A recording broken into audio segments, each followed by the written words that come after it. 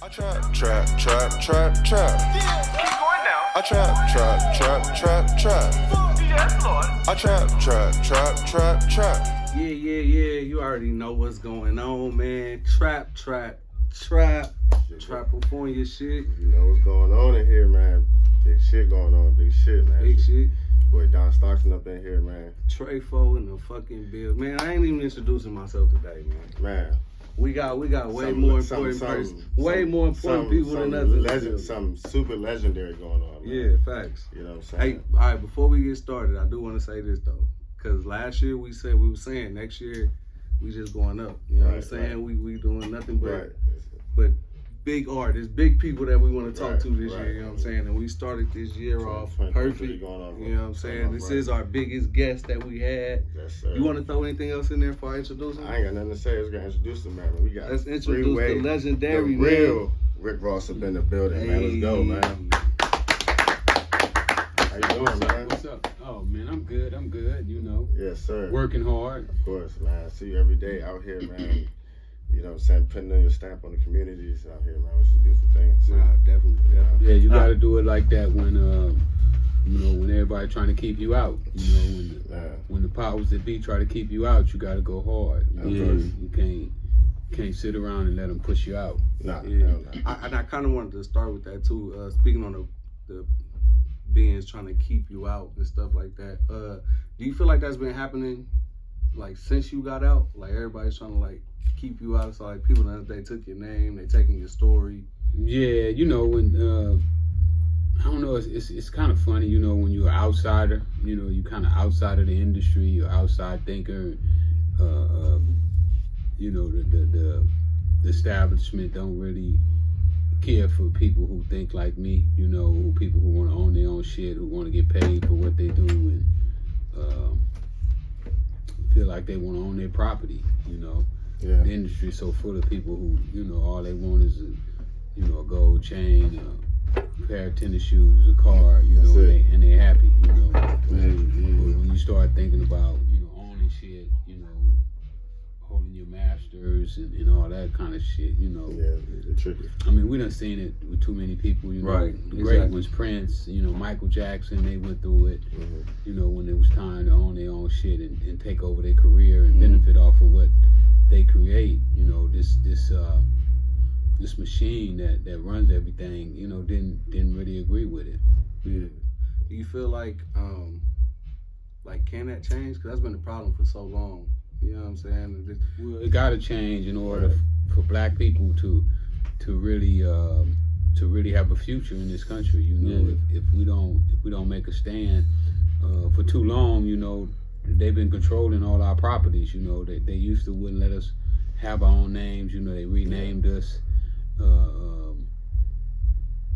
You know, we was a piece of property. Yeah. You know, and when you're talking about owning your own property, you know, now you're talking something that the establishment is not really with. Yeah, that's fact. So what do you think? Like, what can we do? You know what I'm saying? Do we need like a union or something? Because I seen, you know, that's what back in the day, Herb and Jay Prince and them, they was trying to do the union and stuff, and then, you know, I think the first thing we got to do is we got to start controlling the things that we do have control over, you know, and one is our money. Yeah. You know, we got to take our money and let our money start working for us instead of us working for our money. Facts. You know, the vote, you know, we give away our votes. You know, I mean, and even to some point where we don't even vote, you know, we don't even take the time out because we don't feel that it counts. So it's a lot of things that we as black people, we got to improve on, you know. We got to start educating ourselves. Yeah. You know, we got to make ourselves more valuable in as many ways as we can. I mean, you know, slavery was a cold piece of work, you know. I mean, when we look at, you know, the way they did, you know, like Kyrie Irving, you know, for one, you know, and I know sometimes some of the things that he might believe in might be, you know, out the way or against what the establishment teaches. Right. But at the end of the day, you know, for what he really did, tell somebody about a video that he watched That's available. and they took his job, you know, that should let us know, you know, that We don't have no power. Yeah. Yeah. How you feel about like, as far as like in the school systems? You think there need to be more like, I guess like classes maybe on like learning like about the law and maybe even more shit, even like real history? You think we should? Well, I believe the school should be teaching things that you can use. You know? Yeah, facts. A lot of times we go in school and we learn things that we'll never use in life. Right. You know, and right. I don't believe in holding on to Big things facts. that have no benefit. You know, if it's not beneficial, why are you keeping it? You know, if you're not gonna wear it. So you got a pair of jeans and you're never gonna wear them. What are you keeping them for? Right. You Right. know, Right. you become a hoarder. Yeah. You know, so now the school system is making hoarders out of our kids by teaching them things that they're never gonna use in real life. Man, I'm telling you. Do you feel like, to bounce off that, what he just said too, do you feel like Yeah. maybe if you were taught that, taught the law, you know what I'm saying, to a certain extent, or, you know what I'm saying, do you think that maybe you would have had different decisions and you went down different paths? Oh, absolutely, absolutely. You know, when you know more, you can do more. Yeah. You know, Yeah. when you don't really know, then you just kind of go along with whatever everybody else is doing or what the norm is. You know, and that's kind of how I went into the streets. You know, because Yeah. everybody else was doing it, I did it. It just so happened I just did it a little better than most people was doing it. Right. And that landed me in a different space. All right. Before we get into talking about your story, and not even necessarily talking about your story because you talked about it hundreds of times, you know what I'm saying? So, before we got into any of that though, I did a funny fact. I just found out how you got your name. Oh yeah. I just found that out, and thinking like when I first heard the name Freeway Rick, like I don't know why, but in my head I was just thinking he was trapping freeway to freeway. Back and forth, And yeah. this is it. When I watched that documentary that dropped on your page, it was like 3 weeks ago. Yeah. And you was like, hey, it was a lot of Ricks around. I was the one by the freeway. They was calling me Rick by the freeway. And I was like, bro, that's hilarious. It makes bro. sense. And No, that makes perfect facts. sense. Facts. But- That's the perfect. It was the perfect name, bro. Yeah. Nah, I love that story, No, bro. we- When I watched that, Yeah. The media and the police, they try to make it, you know, out to be something that it Yeah. wasn't, because they Yeah. don't make sense. You know what I'm Yeah. saying? It only takes somebody who's trying to make sense out of a situation to get it. You Yeah. know, like, it's simple. I mean, I don't know. I guess in the black community at one time, a lot of people, you know, were naming their kids Rick. yeah. I mean, there's a lot of white people named Rick too. There's a lot of Rick was a popular name. Well, you know that we had the TV show Rick and Lucy. Yeah, I was just about to say that. Facts. Yeah. So I guess a lot of people probably watched that TV show because it was a really popular show, and they just started naming their kids Rick, you know. And I found out that it was a lot of people named Ricks when I was coming up. So Yeah. not as popular as it used to be, though. You know, you really don't hear a lot of kids being named Rick now. Yeah. We got a lot of different names. People getting really creative. People get real creative these days. I've heard some crazy names. I mean, people you think like don't even know that story about as far as how like your name is. Well, you know, most people don't do no research, man. They just Yeah. get stuff and They just go off what they hear. and just go with it. You know, Yeah. whatever. You know, I had a saying a couple weeks ago, and it came to me, man. I don't know, stuff just be coming to me because I'm a nut. I think about all kind of crazy shit, and I was like, man, why do people listen to motherfuckers just because they got a loud horn? You know, Right. and saying that is that we listen to people even if what they're saying don't mean shit. Yeah. You know, it has Yeah. no benefit, no substance. You know, it's just jitter jabber. Yeah. And we're sitting there and we're listening to them, and you know, I go online sometimes and I hear people online and they got 5,000 people online listening to them, and they ain't talking about shit. Man, You know? that's all the time, man. That's all Do you the time. feel like this younger generation, do you feel like they respect your story as much as like your generation respected it as much as the older? Well, they don't really know about it yet. You know, Right. the younger generation has to be brought aware of the story, that there is a story. I mean, well, when the whole snowfall thing was going on, and y'all had the little, you were saying they took your likeness and stuff like that. Snowfall was it was a big show, so a lot of people, and when I was introduced to the show, it was told to me as, oh, this Freeway Rick story. But that's because somebody from the street told you that. Yeah, it wasn't the media. That's a fact. Never said No, that's a fact. That's the a news fact. media or the TV network never said true. that this story is based on Rick Ross's story. Yeah. It's only people who know the history of the story that can say, man, I can look at this and tell that it's based on Rick Ross's life. You know, I'm the only person alive that we know of that was ever connected to the CIA. Yeah. You know, nobody else alive has ever been connected to the CIA like that.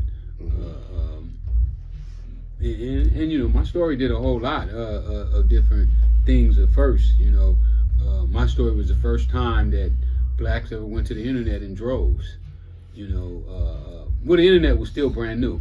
It was the first time that a major newspaper had ever published a story on the internet, specifically on the internet. And lucky that they did, because had they not, they would have stuffed the story out. But once they put it on the internet, they couldn't take it back. You know, they tried to pull the story back off the press once it hit. So there's a lot of history there, you know.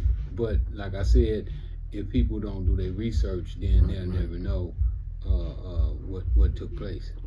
So I did see in the interview also, you did say that the people over there, what is it, FX? You said they were trying to make it right. Did y'all ever have that conversation? No, they never.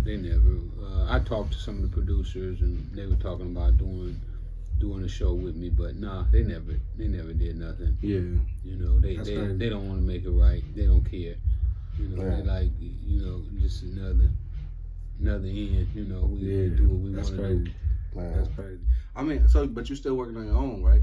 Yeah. We go in the movie going in pre-production in March. Right. I mean, look, they even did it for Mike Tyson, man. They took Mike's story. Yeah. Oh yeah, no, Mike was hot about that. I remember. Yeah. They took your story a couple times. He didn't like that at all. Yeah.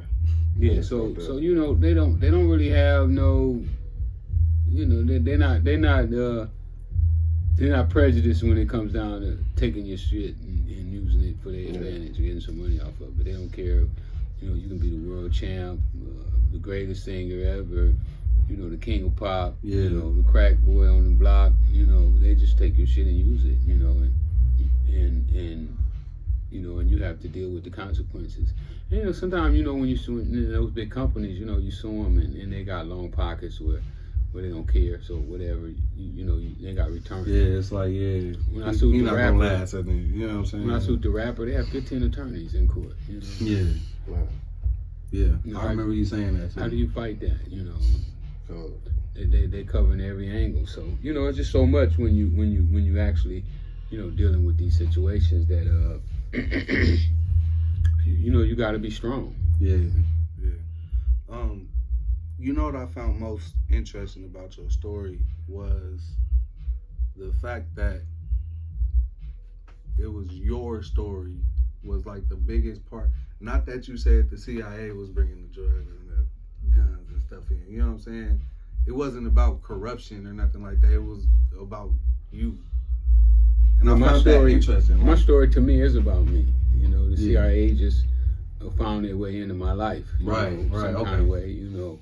So, but I mean, I feel like that's big, and it's not like something that's on the news all the time. It's not something that's talked about. It's not.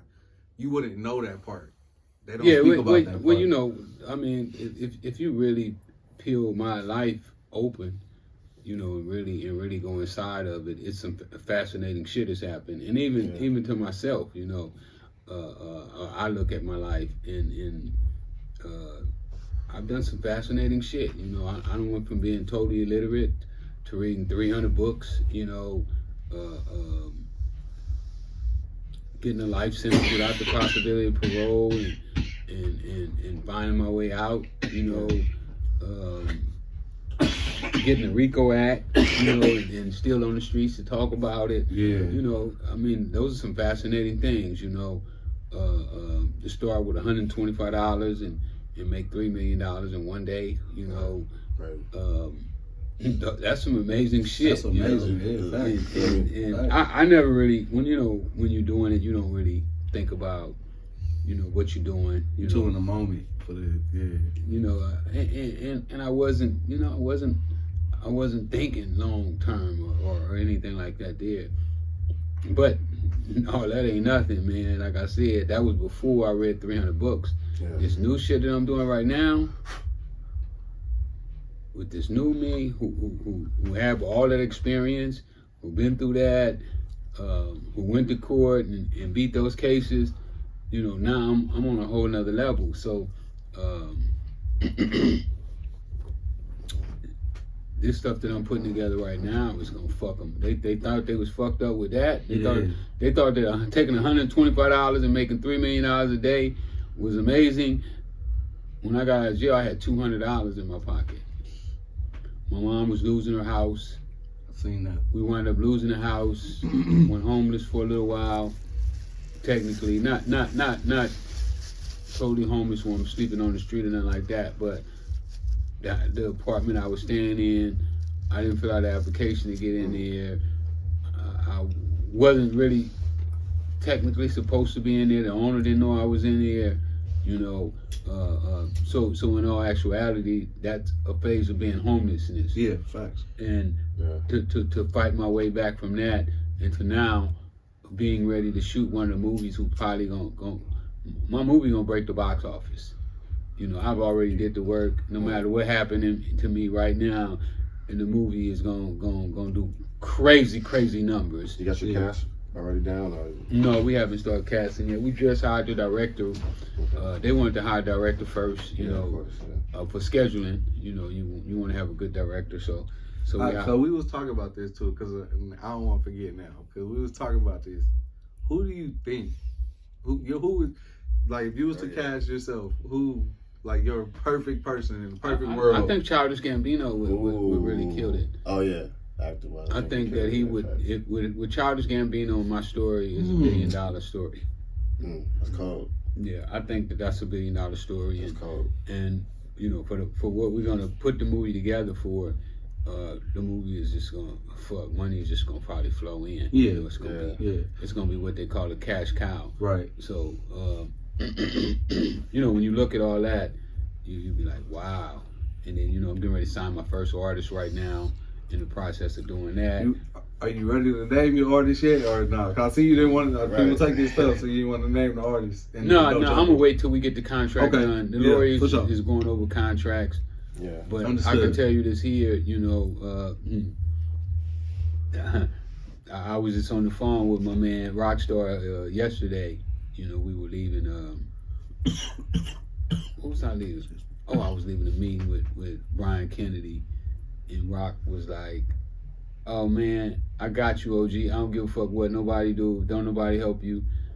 You gonna bring that shit to me. I'm gonna bring the artist in the studio for a week, and when we come out, you gonna have a motherfucking hit. I guarantee you. I don't care what nobody else do. So, whoever the artist is gonna be, the name I ain't gonna disclose right now. And I seen that too, so that's why I was like, I don't even want to dig too deep. If he wanted to say, with people, when even like now with the boxing, if I start talking to a boxer, then everybody get interested in them. It's like, the fuck, you motherfuckers is just sitting around watching me. What it is? Yeah, that's what it is. Like we seen you turn dirt into gold. You know what I'm saying? So now it's like whatever he sees something in there, like, nah, we gotta hop on it. You know what I'm saying? Yeah. So, I mean, it is what it is. My mom used to say, he that has a lot is given a lot of responsibility. So, I understand that there's people out here that don't have the eye to be able to recognize talent, situations. And what they do is they sit back and wait on the people who create it, and then they come and take it. Kind of like in the jungle, you see that the lion gonna make a kill, and then the hyenas come and steal the prey. So that's kind of what we're dealing with right here. These guys are like hyenas. They can't kill nothing, but when you kill it, you gotta be ready, because they're gonna come and fight you for it. Yeah, definitely. Can you can you explain to the people how it felt to go from making these millions and stuff like that, and then to getting out and I'm living with my mom again? Like, how does that feel? Well, you know what? It didn't come from that though. You know, first I went from making all this money to being in jail, where you're going to spend $300 a day, where your mattress is only about 3 inches thick, where they turn your lights off at a certain time, where you can only go to the store once a week. You're only allowed to spend $300 a month. You only get 300 minutes a month on the telephone. You only get visits twice or 3 times a week. So it didn't go from being rich to being poor. Right. You know, I mean, from being rich to being on the street staying with your mama. You went from having a cellie or sometimes 2 cellies in a cell that was made for one man. So you already been kind of like your mind's being twisted while you're going through this. So staying with my mama was an honor, was a privilege. Right. You know, felt good to be able to open the front door and turn the lights on when you got ready and go take a bath or a shower whenever you get ready. You know, in jail you can't take a shower when you get ready. You have to get permission to take showers, and they have certain times that you can take showers. They have certain times that you can watch TV, certain times that you go on the yard. You know, certain times you can lift weights. So staying with my mama was easy. That was, you know, and I had a woman staying with me too. So, you know what I'm saying? That was totally different. In jail, you ain't got no woman staying with you. You know, you sleeping with, you know, another man with a swing just like you got, or sometimes 2 of them. You know, and you know when they take a shit, you smell it. You know, you in a cell by, you know, 6 by 12 or something like that there. So it didn't go from being rich to living with moms. It was already, you know, the cycle had already been broke. And I was ready. You know, when I came home, I was already ready to do whatever it took. You know, if I had to sleep in the car for a year or 6 months or whatever, it didn't matter because I knew what I was going to do. You know, being broke and poor was only part of the journey that you go through. You know, it's like, when I started selling cocaine, you know, making my first 20 sale was the hardest sale I ever made. You know, once I made that first sale, it started to get easier from there on out. So when I come home, I knew the journey was going to be tough from the beginning, you know, trying to save mom's crib and do stuff like that there, you know, but nah. Staying in mom's crib was easy and sweet. Easy and sweet. You know what I'm saying? Did you have it in your mind though?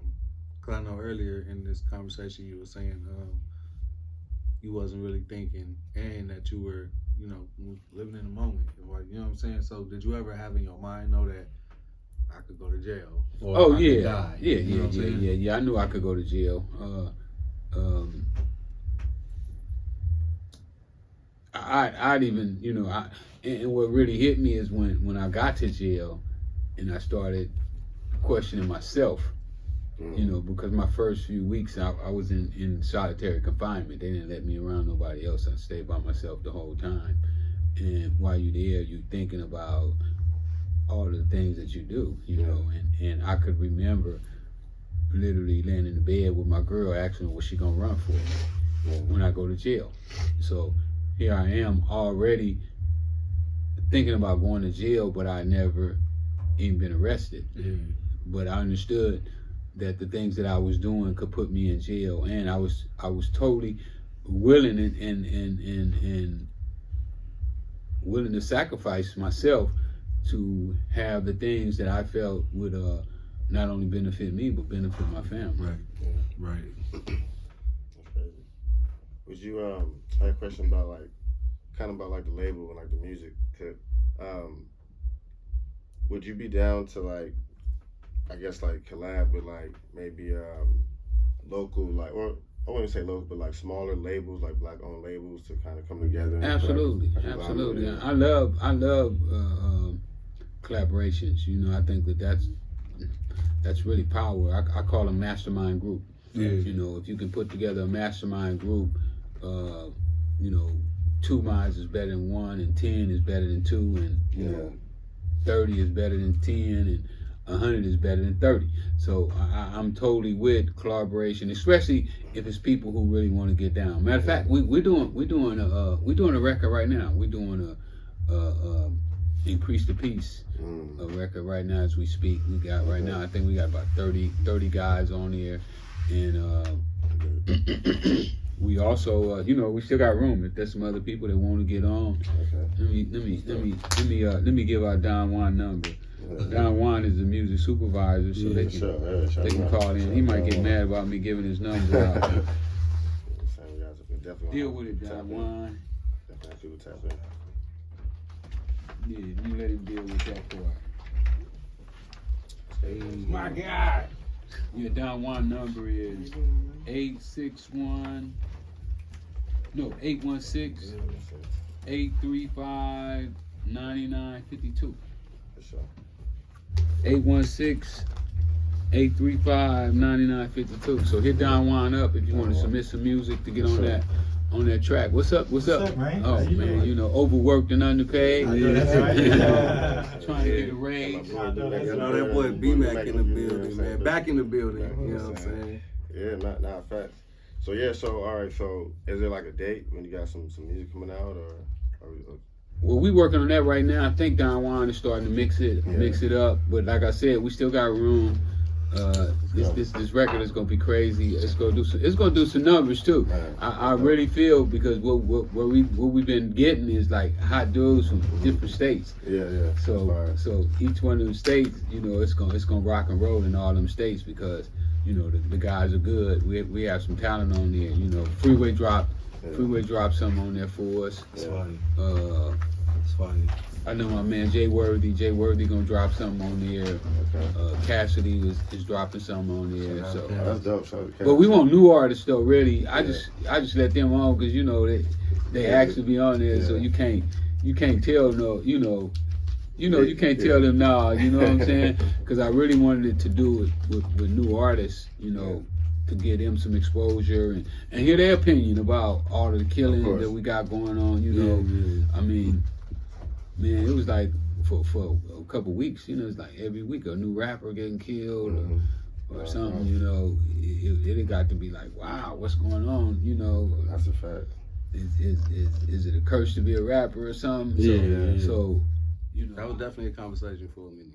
Yeah, I just felt that somebody needed to say something about it, and I thought that the rap community should definitely address the issue, you know, because that's really what rap was really for in the beginning, you know, to address the issues in the hood, and it turned into now, you know, almost like boasting about who sell the most dope and who got the most women and who can fuck the most other people's girls and who got the biggest choppers, and you know, it turned into something that I never thought it was going to turn into, you know, and it got really dangerous. So speaking on rap, not saying no names or anything, but if the rapper was to come at you with apologies, first off, you know what I'm saying, sorry for this, sorry for that, and a bag, would it be possible that y'all could work together and, you know, hash that out? Yeah, he ain't got to give me. I don't know. I'm finna have more money. I'm finna have more money. I'm gonna have so much money. It's gonna be taller than. But I mean, if it came from a, like, you know, sorry for doing this. I mean, I just feel like this here, right? That he's perpetrating this falsehood that is overshadowing our community. You know, with the violence, the drugs. You know, so what if you got your money from Universal? You know, it don't make you no less a guy because you didn't get it out the streets. You know, so for guys to get money from Universal but then portray that they got it out the streets, I think sends a false narrative to the kids that, you know, at the end of a drug career is a record deal, you know, with Universal or Warner Brothers or somebody, and I think that he needs to address that. You know, he needs to come out and say, You know, hey, this is a fairy tale. You know, I made all this shit up. Man. You know, I was a correctional officer. You know, I had credit cards in high school. You know, my mom did really well with her life, and, and she looked out. You know what I'm saying? Yeah, the truth. Type. So that way, because I look at it like this here. How do you expect kids to come up with the correct answer if they got false questions? Yeah.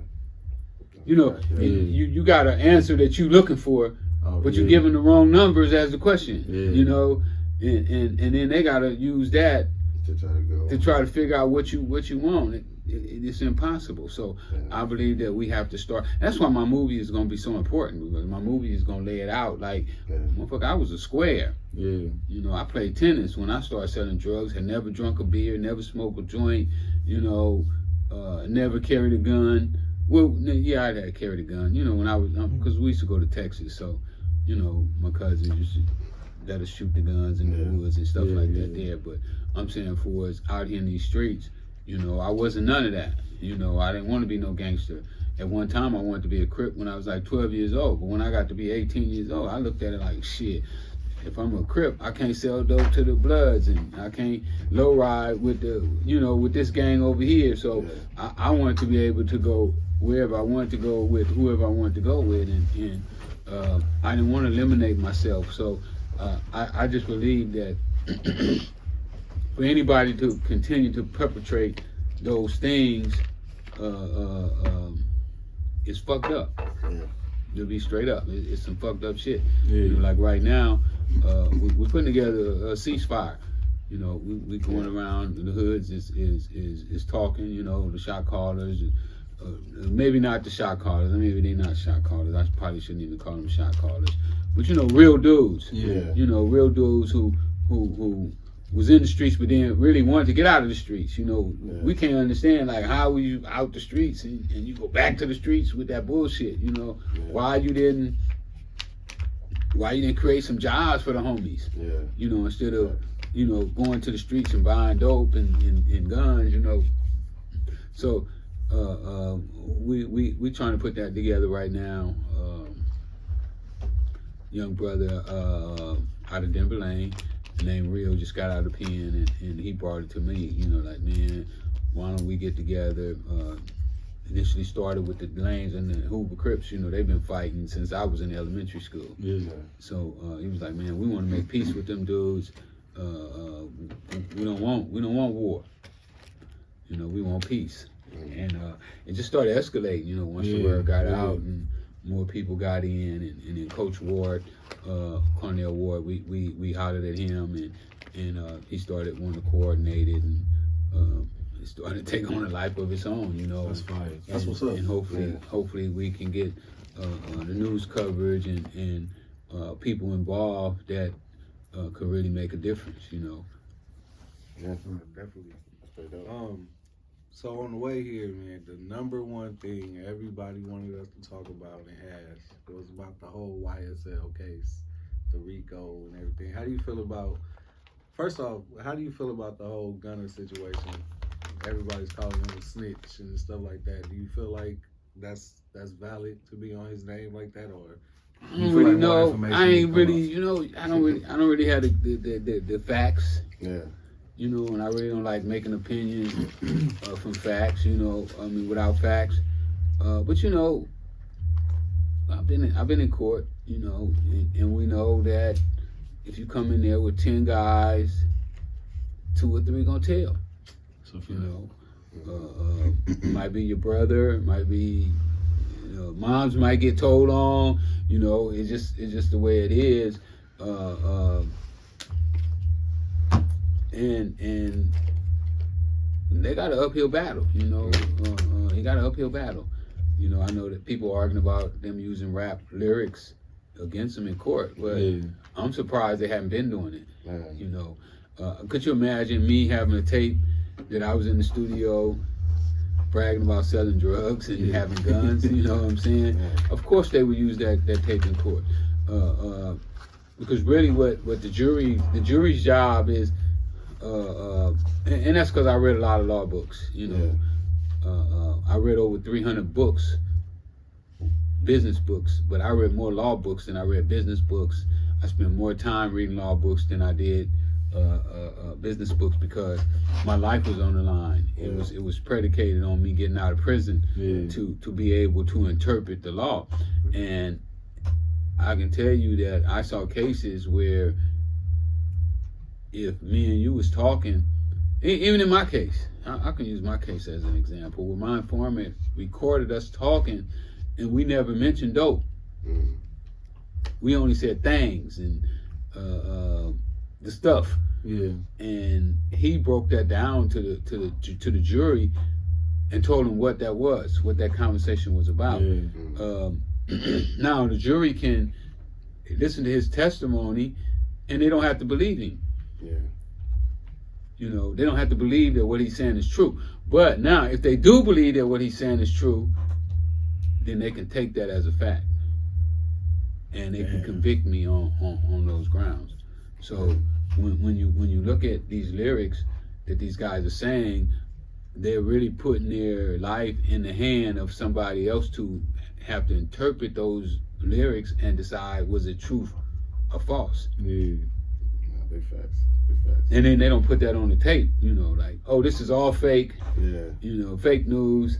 It's out there, facts. You know what I'm saying? That's wild. It's there to be interpreted by the trier of facts, and the trier of facts is a jury. That's what they're called in court.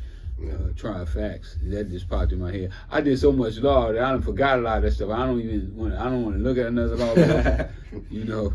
Nah, I feel it. But some of the stuff, you know, you just regurgitate it. It just comes out when you start to get in that frame of mind. So but these guys really are putting their life at stake, you know, when they make these records, and they're not. And you know, the courts can go back 7 years. So if you committed a crime and it ain't 7 years old, they can go back. And then if it's a murder, there's no statute of limitation. So you talking about you shot somebody, you know, 3 years ago, or they can come get you for shooting that person. No, big facts. You have any like advice for like any up and coming, saying like artists coming out the streets just trying to make a name for themselves, but trying to get through the waves like the right way? Yeah, I mean, it's really being dedicated to what you believe in. You know, I believe that anybody that dedicate themselves, it was a book I read, man, and it talked about that anytime a man was willing to stake everything on a mission, that he was surely to succeed. And most artists are not willing most people are not willing to make the sacrifices. You know, like me, I'm making some tremendous sacrifices. You know, I could be, you know, I'd make enough money that I don't have to live in the hood if I really don't want to. You know, but I found that living in the hood allows me the freedom to exercise my dreams. You know, if I move to a nicer neighborhood, I can afford it, but it'll put a little more strain on me. It'll make it a little tougher for me to do what I'm doing. And I just said I'm willing to make those sacrifices. You know, I'll stay in the area that's a little more dangerous. I'll do just a little bit more than what the average person is. And I believe that if an artist makes those same sacrifices, and then, or anybody, you know, if you make those sacrifices, you're gonna win. That's a fact. Sacrifice. Battle rap. Yeah, Battle definitely. rap. Gotta cover this. Do you follow today's battle rap at all? Just a little bit. I usually don't involve myself in things that I have no interest in. And I'm not talking about interest as to be entertained by it. I mean interest where I'm working in it. Right. You know, I'm functioning in it. Like, I don't watch the NFL. Yeah. You know, I don't watch basketball. You know, I don't care how many points Kobe scored over his career. Right. You know, because I have no equity in those things. Yeah. You know, I put my attention where I have equity. You know, where I'm going to prosper from, or where the person that I'm looking at is going to prosper from it. So, I mean, battle rap is getting kind of big right now. Yeah. oh no, it's, it is. It's And definitely Echo, a bag Echo, in there. You know what I'm saying? Echo been pushing me on the battle rap scene. Yeah. And I went to some battle when I first come home. I went to a couple battle rap Who you gonna see? showdown. I can't remember. Man. I seen a couple pictures with you in Goods. I seen you in Bill Collector. You know what I'm saying? I liked it, but Yeah. like I said, for me, my life, I ain't here to be entertained. Yeah. I don't want to be entertained. You know, what I want to do is be enriched. If there was some like money on the table with you and some particular like battle rap leagues, would you entertain it? As far as Oh, like, absolutely. Absolutely. I think you have a good stamp in And it don't even have to be money involved, because I don't necessarily work for money. Yeah. See, I've learned that these people have machines that print money. that part. And once you become hooked on the money, you can be like some of our stars who make $100 million a year, but they still work for, you know, for the man. Yeah. You know what I'm saying? Yeah. They can't do for the hood what the hood needs done, Yeah. because the man don't allow them to. You know, they can't work with me because the man ain't allowing them to work with me. Yeah. So if you get hooked on money, then you're really still a slave, in my personal opinion, I got you. because you're only gonna do work if there's a certain amount of money. You know, I can't afford them. You can't afford them because they want $40 million or $20 million or $700,000 to do a show. You know, they're not gonna go to the schools in the hood and talk to the kids because they can't afford them. But the people who with the machine that could keep print that money out, he just print it out and say, "Oh, go over here, go over here." So you can't get hooked on money. Yeah. What I'm hooked on is it's crazy. And this kid, me and Echo was up in Pittsburgh. This kid bought me this thing that go over you. What is it called? Tashiki, I think it is. Not a tashiki, but it's a little carbon inch warm too.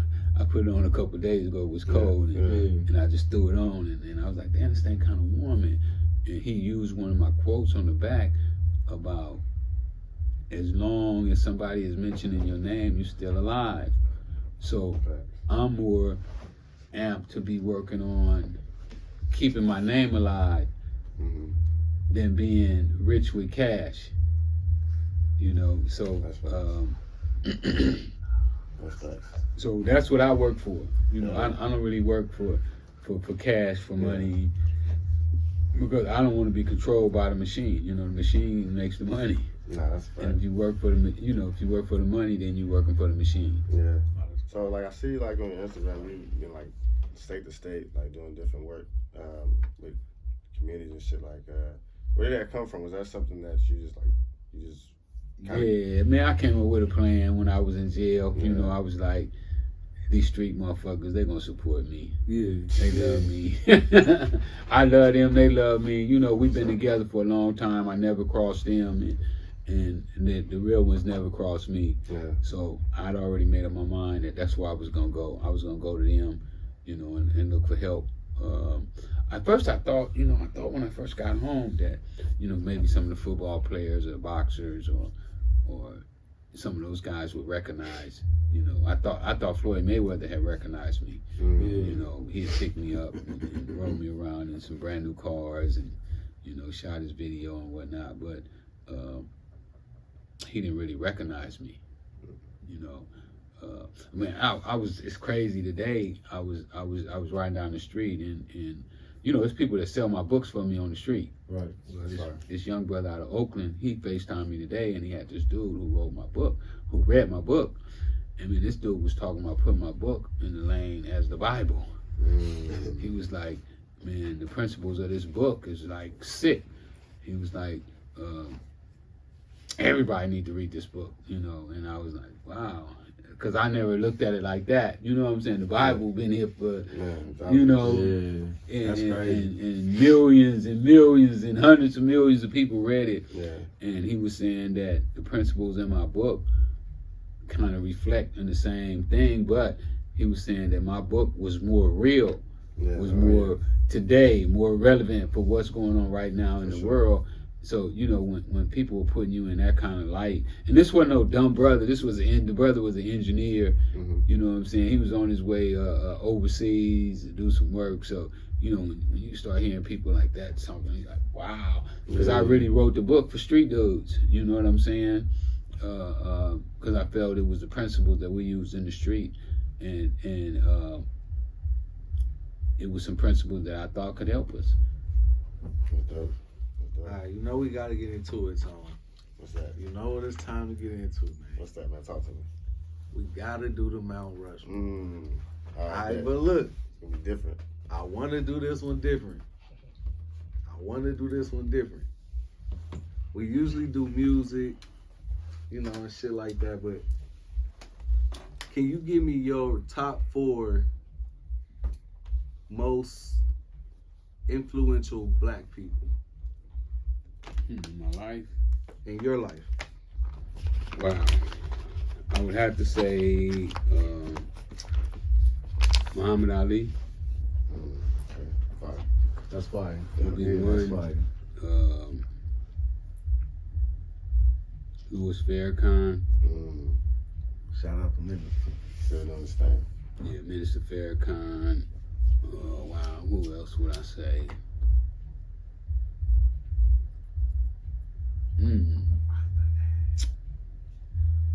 Les Brown. Arthur Ashe is another one. Those would have to be my top 4 guys. That's fine. That's Everybody go look up those people he just named, man. If you don't know. That's a fire ass phone right there, though. Yeah. Nah, that's that. All right, look, we almost out of time. Yeah. You know what I'm saying? We almost, but we want to end how we do every show. We got a game called Questions. We gonna spit rapid fire questions at you. You got 0.5 seconds to answer them. Just whatever comes to your mind. You know what I'm saying? Yeah, I like to think about mine when I do this. But I see what I can do. We'll give you You know, as I much time as you need. ain't one of them rapid fire dudes. You know, I like to be like, what did he say? What do you mean by that? All right, you ready? Yeah. You want to start? I started. All right. What's the very first thing you think of when you wake up? Glad to be alive. That's fire. Type of cologne do you like the most? None? I like to stink. Hey, if she like you when you stinking, you know she did. Man, big facts. All right. Now put on that natural deodorant. That's it. Yeah. All right. So on the weekend, like, would you rather go out with your like family and friends, or would you rather just kick back at the crib, just relax? If I ain't if I ain't doing no work, I'm gonna be at the crib. I don't really burn no time. You know, burning time is wasted time. What's your favorite song right now that you play? That you find yourself just playing over and over right now? Man, I don't even know if I got a favorite song. I really listen to oldies, man. Yeah. I mean, even it don't even have to come out right now. But what are you playing right now? What are you feeling right now? Whenever it came out, you know what I'm saying? What are you I playing? like this new African sound, the kind of the African sound where I can't think of the songs. I don't pay enough attention to it, but it's this new African sound that's coming out, you know, with the girls. I think like something. I think almost like not neo soul, but like that Thames chick type shit. I know what you're talking about. It's probably something like that nature. All right. And I like that other song too. Another song that I really dig is what's his name? I can't think of his name either. But the song is about how good he feel. You know, he's having fun and he's enjoying life, and he can't believe that he's in the position that he's in. And that's me. You know, I can't believe that I'm here getting to do all the things that I'm getting to do. You know, I never saw myself, you know, being who I became. You know, it's just amazing. You know, but it's also a testimony for everybody else to let them know that if I can do a 360 with myself, you know, what could you do with yourself? So, all right. if you can't have a chance to bring somebody back from the dead and have an hour-long conversation, what would it be? Mama. Thanks. Yeah. Stuck on the island. You can only have your favorite albums or your favorite movies. Which one you picking? Damn. If I was on the island, I want a woman. Yeah. Nah, you got your woman with you. Hey, you got the woman with you. Whatever she want to do. You know what I'm Nah, saying? We facts. gonna That's a let her. fact. Hey, we're gonna let her be in charge. Yeah. Man, Whatever make her happy. Whatever make her happy, man. Facts. Music, Facts. movies, it don't matter to me. Because I ain't gonna be watching either one of them. I'm probably building a boat. Facts. If you watch the movies, listen to the music, leave me alone, I'm gonna build this boat. Good facts, good facts. All right, so what do you normally possibly think about before you go to sleep or end your day? I'm saying normally every night. I hope I wake up in the morning. You know, Yeah. I need to wake up. My job ain't finished. Man. You know, wake up tomorrow. Make sure you wake your ass up in the Yeah. morning. All right, so for the rest of your life, you can only eat with a spoon or a fork. Which one you picking? It don't matter. I guess the spoon probably would serve a better purpose than a fork. You know, matter of fact, today I was eating with a spoon. I ate greens with a spoon. So. Nah, Yeah, you get some greens on the spoon, you good. And that ain't easy. You know what I'm saying? Nah, that's a fact. That's So- a fact. All right, man. Last one before we get up. Did you have another one? I do got one more. All All right. right, go ahead. If you had a choice to pick, as far as like the music genre to listen to, would it be like the early '70s type shit, or like the mid '90s? Well, you know, the early 70s is probably the greatest time of music ever. You know, probably will never be topped.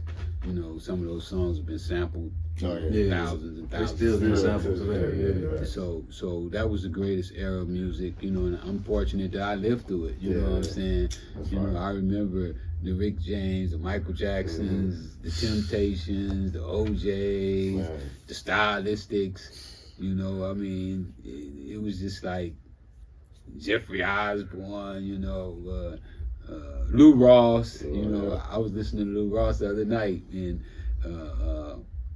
he was telling the girl, "You'll never find, Man. no matter how you search." Man. But You you know, I just spent could've game sang back one. then. Nah, it was a lot of player shit Yeah, back that's in the been day. game. I ain't gonna count. It was been game back then. I ain't gonna so. count. Yeah, it was more of black people was under struggle. Mhm. You know, so the Facts. music reflected that. You know, keep on pushing. Yeah, facts. Oh, You yeah. know, James Brown, say it loud, I'm black and I'm proud. Yeah. You know, so Big facts. it was just a different time. You know, like right now, and that's probably how we got into this little thing that we in as a people right now. You know, I read an article about 4 years ago, and they say in 20 years blacks will be totally broke, Damn. and that's probably because we all think that we good. Yeah. You know, everybody, I'm good. Yeah, I'm yeah. good. No, motherfucker, your rent ain't paid. You know, your light bill is due. You sweating. You really sweating, but you know you on the internet. You it's all good on the internet. You know, so the music reflects that. You know, and we made some of our biggest strides. You know, right out of slavery, and I think that we've lost a lot of the ground that we. That our people had accomplished, you know, we gave it up. You know, even myself, you know, was selling dope. You know, I set us back, you know, some years. You know, we thought that we were accomplishing, and yeah, it enriched a few, you know, but it took the wealth out of our community and sent it to a whole nother country. You know, they was taking the money from us, funding a war in Nicaragua, and which a war that we had nothing to do with, and we wasn't going to benefit one way or the other. So. It's just a lot to this shit, man. And you know, I'm just hoping that I can be one of the ones that help figure it out. Yeah. Facts. All right. I'm gonna have the question, man. Gotta hit him with the question before we get out of here. How many? You gonna give him four? 4. 4. All right. So you got 4 chicken-sized gorillas. 4. 4. You got 1 gorilla-sized chicken. Who you giving the fade to? You gotta pick one. a chicken-sized gorilla. Chicken-sized gorilla. No, That's 4 an ostrich. chicken-sized gorillas. That's an ostrich, ain't it? And a gorilla-sized chicken. That is like a fucking ostrich. And you saying that the gorilla gonna be 10 times stronger than a man, even though he's just a gorilla? Yeah, he's still a gorilla. You don't want to mess with him. He's dangerous. Shit, that little motherfucker flip you over. And, you know, a gorilla is stronger than 10 men. Yeah, and they smart too. They smart. And that's why the lion don't really fuck with him. You know, even the lion don't fuck with that gorilla too much. And now you talking about a little motherfucker. He probably gonna be quick. Yeah. So you know, you don't want to fuck with him. You know. And but the claws though on that gorilla-sized chicken though, like it could get bad. Yeah, but it's still a chicken. You know? Chickens are really cowards. You know, they don't really, and they you know, they scavengers too. Yeah. You know, they eat dead stuff, and you know, he almost a buzzard. Yeah. So he don't want no problems really. That gorilla though, you know, the gorilla, he probably don't want no problems, but you know, if he had to give you some, you know, you're gonna get it. And nobody broke it down like that. Nobody answered it like that. That's fire. But nah, that's fire, man. Well, like I told you, you know, I try to think about everything I do. Yeah. You know, my stuff is calculated, and that's why I know when you go to court, you know, when we go to court, the judges they serve us different because they say, you know what, we know you calculated, you thought about it, and you planned this shit, and then you brought all them other ones into your plan. We're gonna punish you for all them getting in trouble too. Facts. My mom used to do that too when I was a kid. She like, oh, I'm gonna get you the worst because I know you the one. You gotta think though. You gotta think for you. I ain't gonna cap. We asked my boy Sleepy. We asked him the same question, and he was just like, shit, fool. Whoever want that fade, fool, whoever want it, I'm gonna just give it to whoever want it. I was like, that's crazy. Like, that's the funniest answer I heard. Yeah, facts. Look, man, appreciate you, man, once again. Oh, you know no what I'm doubt, saying? man. Coming through, spending time with us. Definitely. You know what I'm saying? Can we get a shout out to Tropifornia one time? You know what I'm saying, for our podcast? And let people know you came through. What up, y'all? This is Ricky Ross. I'm giving a shout out to Tropifornia. Did I say that right? Yeah, it's right. Hey, perfect. I'll be fucking up people's names. That's one thing I got a problem with is people's names. I can't get people's names. Because with me, I don't care what you call me. You know what I'm saying?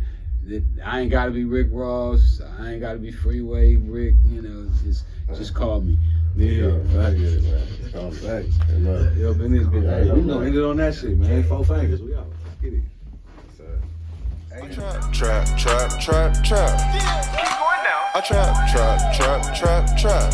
Yes, Lord. I trap, trap, trap, trap, trap.